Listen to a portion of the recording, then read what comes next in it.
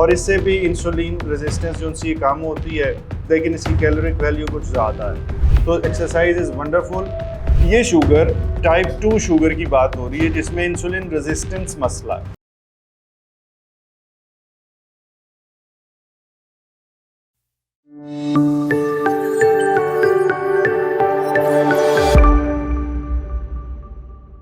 क्या खुराक के ज़रिए शुगर ख़त्म हो सकती है? ये एक बहुत रूटीन क्वेश्चन है जो हर गुज़रते दिन के साथ ज़्यादा मुझसे पूछा जा रहा है। और अब पिछले कुछ अरसे के अंदर मैं इतने लोगों की शुगर रिवर्स होते देख रहा हूँ बग़ैर दवाई के, ये बात जहन में रखिएगा।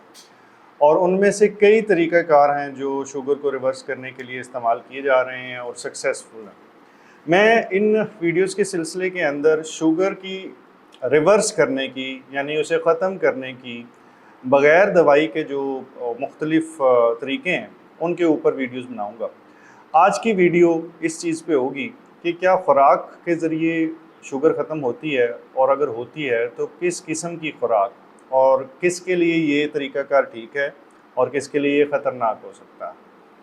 आने वाली वीडियो में मैं इंटरमिटेंट फास्टिंग के ऊपर वीडियो बनाऊंगा कि उसकी टाइप्स कितनी हैं और उससे फ़र्क कितना पड़ता है। तो आइए आज की वीडियो शुरू करते हैं। बहुत सारे तरीके एडवोकेट किए जाते हैं और जिसमें से बहुत सारे मशहूर चीज़ें हैं जिनके बारे में आप जानते हैं, जैसे कि कीटोजेनिक डाइट। मैंने इस सब की लिस्ट जो सी है वो बना ली है ताकि मैं एविडेंस के साथ जो लेटेस्ट रिसर्च इनके बारे में क्या कहती है टिल डेट, वो आपके साथ शेयर कर सकूं। मिसाल के तौर पे बस जो सबसे मशहूर है कीटोजेनिक डाइट, जो बहुत बेशुमार इसके ऊपर आर्टिकल्स हैं, लेकिन न्यूट्रिएंट्स 2020 यानी 2020 के अंदर जो आर्टिकल था उसके मुताबिक तकरीबन 3 से 6 महीने तक अगर कीटोजेनिक डाइट इस्तेमाल हो तो तकरीबन इससे 65% चांस है कि आपकी शुगर जो है रिवर्स हो सकती है। लेकिन यहाँ पे मैं फिर डिस्क्लेमर दे दूँ, ये शुगर टाइप 2 शुगर की बात हो रही है जिसमें इंसुलिन रेजिस्टेंस मसला है। टाइप 1 शुगर के अंदर इस किस्म की किसी भी जो मैं सारी बातें करूँगा खुराक सी, ये सारी बातें सिर्फ टाइप 2 शुगर को रिवर्स करने पे अप्लाई होंगी, टाइप 1 को के ऊपर अप्लाई नहीं होंगी। और दूसरे नंबर पे जो मशहूर है वो है कि लो कार्ब डाइट, यानी कि नशास्ता कम इस्तेमाल करें। नशास्ता क्या होता है? नशास्ता है रोटी, सिंपल आटा, नान, आलू, चावल, चीनी, जिस चीज़ में भी मिठास है जो हमने ऐड की हुई है वो सब कुछ है। इवन के शक्कर के बारे में कुछ लोगों का ख्याल है कि चीनी शायद बहुत बुरी है और शक्कर तो बहुत अच्छी है। ऐसा भी नहीं है। ये बात दुरुस्त है कि रिफाइंड शुगर शायद उसका ग्लाइसेमिक इंडेक्स ज़्यादा है और उसके साथ शुगर के ज़्यादा ख़राब होने के चांस ज़रूर होंगे, लेकिन शक्कर भी मीठा ही है, तो उसको बेज़रर समझ के इस्तेमाल मत कीजिए, वो भी आपकी शुगर को बढ़ा सकती है। तो लो कार्ब डाइट के बारे में जनाब रिसर्च कहती है, डायबिटीज़ केयर 2021 यानी 2021 की डायबिटीज़ केयर, ये जनरल्स के नाम है जो मैं ले रहा हूँ ताकि अगर आप देखना चाहें तो आप उसको देख भी सकते हैं। इसमें 60 से 70% चांस है कि ये रिवर्स हो जाएगी, और वंस अगेन कीटोजेनिक डाइट की तरह ये 6 महीने तकरीबन लग जाएंगे और उस दौरान में जाके ये रिवर्स हो। इंटरमिटेंट फास्टिंग, जिसके ऊपर मैं आने वाले वक्त में एक वीडियो भी बनाऊँगा, और अगर आप लोगों की दिलचस्पी होगी तो इसमें से जो डाइट आप समझते हैं कि आप उसके बारे में जानना चाहते हैं, आप उस बता दें।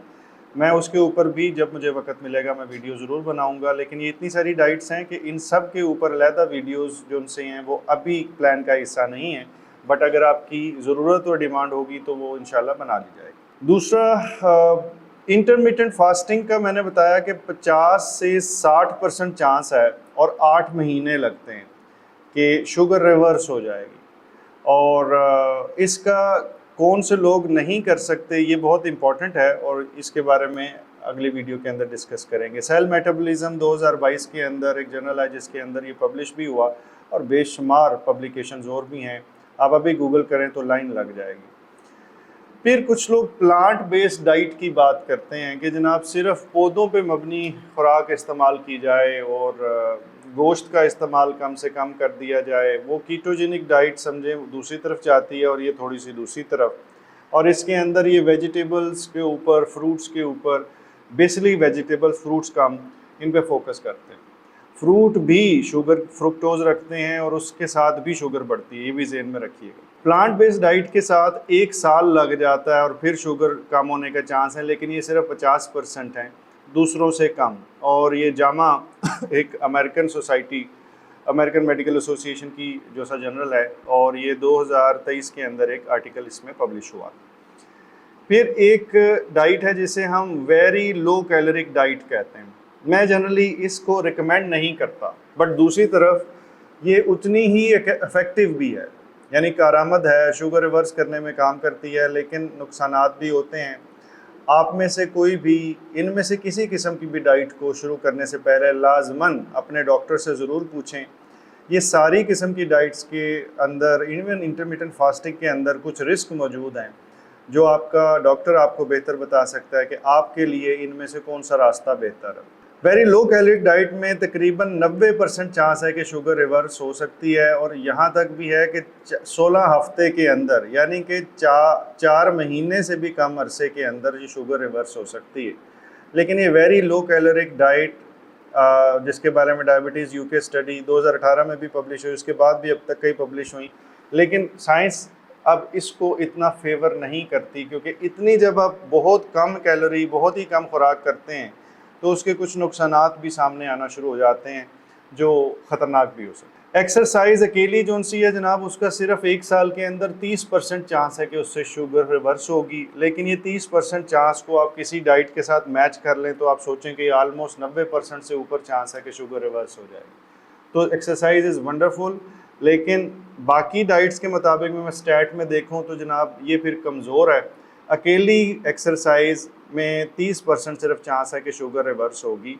हाँ, बेहतर होने के चांस बहुत ज़्यादा हैं। अमेरिकन डायबिटिक एसोसिएशन 2021 में इसके बारे में भी आर्टिकल पब्लिश हो चुका, लेकिन उसके बाद भी मैंने जैसे कहा कि आप अभी भी गूगल करें तो हो सकता है इस वीडियो के होने तक भी कोई और आर्टिकल आ जाए। इस पर बहुत ज़्यादा काम हो रहा।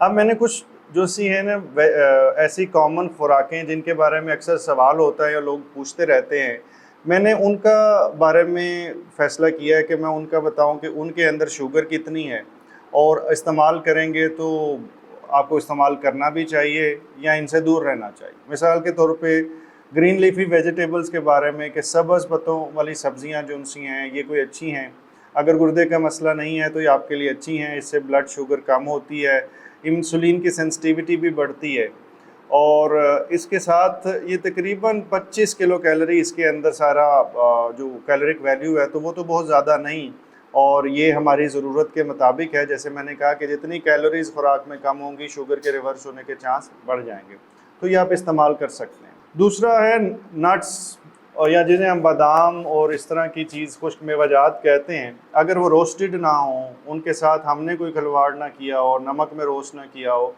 तो वो भी अच्छे हैं। लेकिन एक हैंडफुल, एक मुट्ठी में जितने आते हैं खुश्क मेवा, इससे ज़्यादा एक दिन में इस्तेमाल नहीं करना चाहिए, और इससे भी इंसुलिन रेजिस्टेंस जो उनसी कम होती है, लेकिन इसकी कैलोरिक वैल्यू कुछ ज़्यादा है। इवन कुछ स्टडीज़ कहते हैं कि 576 किलो कैलोरी तक हो सकती है, तो बहुत ज़्यादा इस्तेमाल मुनासिब नहीं है। फिर अंडे की बात होती है जी। अंडा जो सा है इन जनरल उसका शुगर पे डायरेक्ट कोई इफ़ेक्ट नहीं है। आप शुगर के मर्ज़ के अंदर अंडा खा सकते हैं। कैलोरीज़ इसकी 155 किलो कैलोरी तकरीबन होती है, और ये कितनी इस्तेमाल करनी है ये आप खुद फैसला कीजिए।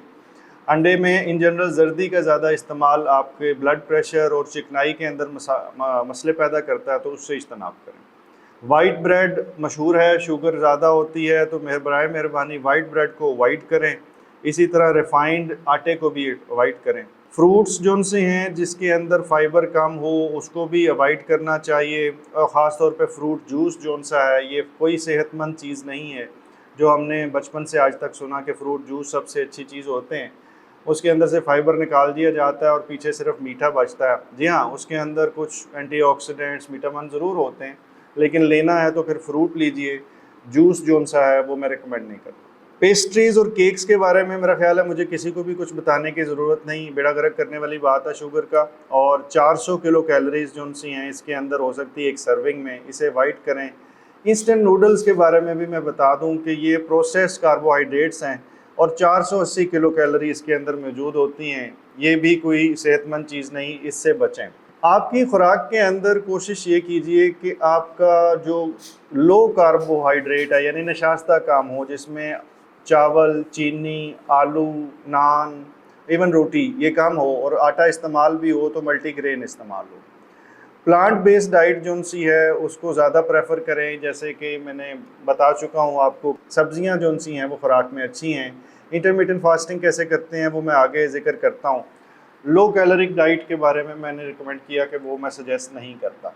अगर इस वीडियो के किसी हिस्से के बारे में आपकी कोई डिटेल क्वेश्चन हो तो कमेंट सेक्शन में लिख दीजिएगा।